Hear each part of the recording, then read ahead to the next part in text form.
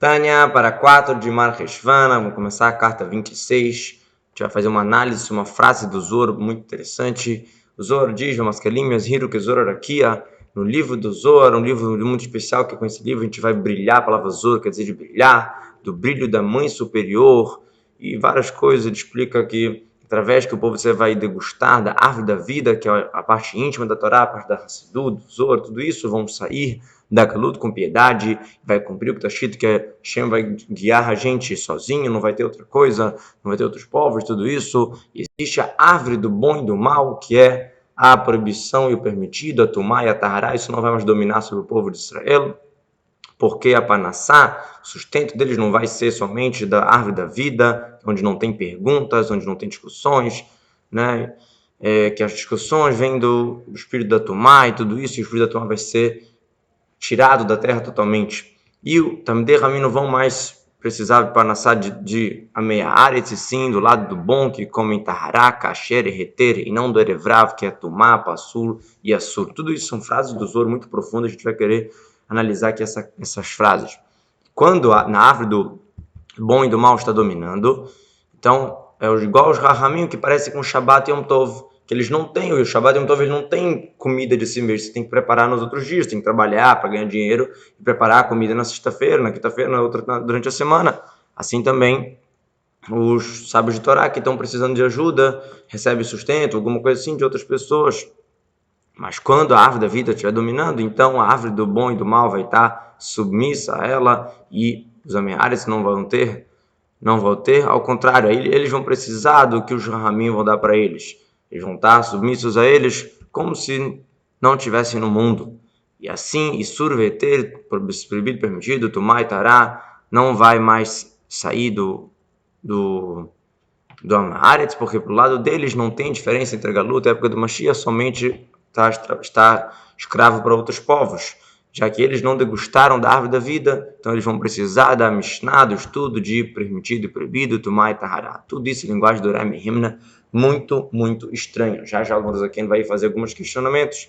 Aparentemente, o que está falando aqui nesse texto, que parece, né, para quem não tem a compreensão completa, parece que o limud de surveter, estudar alahot, sobre o que pode, o que não pode, sobre pureza e impureza, isso vem da árvore do bom e do mal.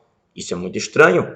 Isso contradiz a maioria dos livros, a maioria dos psukim e midrashim, que falam que a Torá, toda a Torá, mesmo a Torá que fala sobre impureza, sobre leis, sobre proibições, sobre mentiras, tudo é chamado de Etz Chaim Lamarzikim, a árvore da vida. Não é a árvore do conhecimento do bom e do mal. E não só o livro do Zohar, que é chamado árvore da vida, toda a Torá é a árvore da vida. Assim está nos versículos.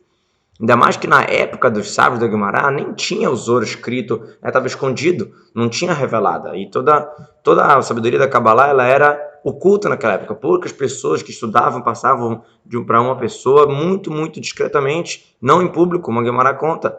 Só o Arizal, que muito recente, né, que escreveu que nas nossas gerações mutar o mitzvah é permitido e é obrigação a mitzvah revelar esta hormá, essa sabedoria da Kabbalah. Mas nas primeiras gerações, como o Rosham Baruchai, por exemplo, ele não deixou revelar, só ele e seus amigos, quer dizer, eram poucas pessoas que estudavam.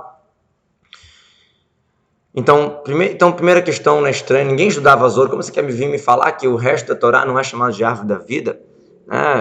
E isso é muito estranho, porque todos os estudos deles eram sobre permitido, proibido, pode, não pode, sobre leis financeiras, né? E esses estudos eles estudavam o tempo inteiro, a ponto de, às vezes, não rezar. Os sábios da Guimarães eram tão estudiosos que, às vezes, essa mitzvah de estar estudando o tempo inteiro empurrava a mitzvah de rezar.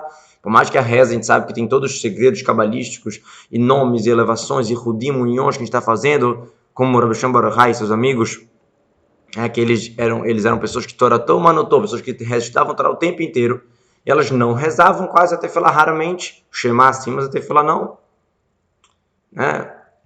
Eles não paravam para reza, mesmo que o estudo era de um assunto de, por exemplo, financeiro, de uma discussão, de alguma coisa assim, como, por exemplo, o Rav Yehuda, ele está escrito que todo o estudo dele era ineziquim, assuntos de prejuízos, briga de vizinhança, todas essas coisas assim.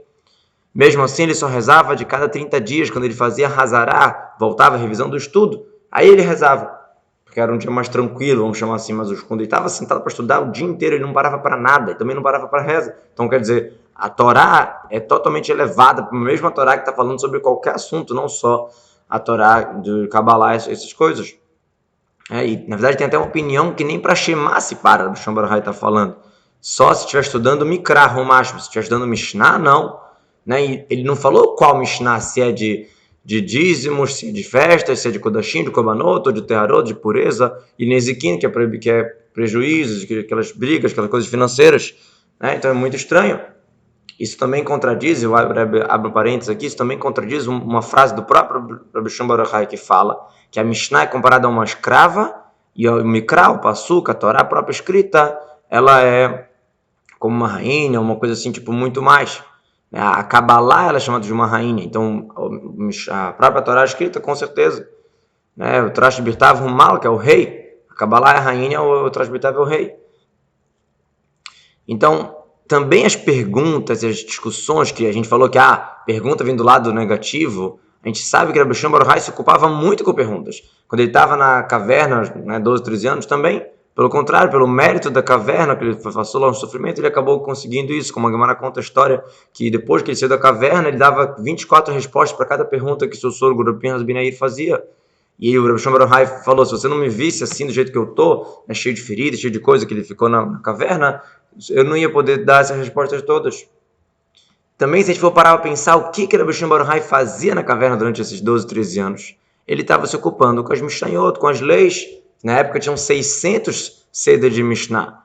E o livro do Zohar e essas coisas assim que o Rabbi Shimon Bar Yochai escreveu, diz o Morazaken, com 2 ou 3 meses estava para ele terminar. Interessante a sabedoria do Morazaken para poder falar em quanto tempo o Rabbi Shimon Bar Yochai terminou de escrever o Zohar, ou de falar.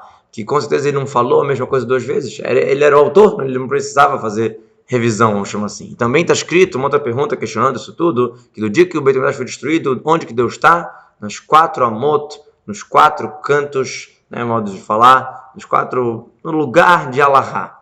Então, você vê claramente que o estudo da parte revelada da Torá é uma coisa elevadíssima. Como é que dessa linguagem do Zohar parece que não, que é da árvore do bom e do mal, e só o Zohar que é da árvore da vida? Isso está muito, muito estranho.